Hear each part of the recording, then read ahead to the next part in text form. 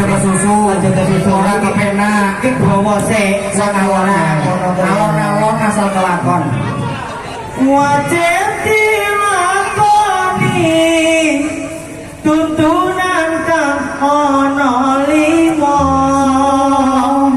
sadat salat zakat ayo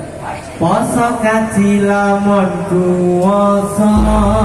neh wajib dilakoni asik tuntunan kang ana lima sadat salat zakat poso kaji lamun kuwasa ya semoga saja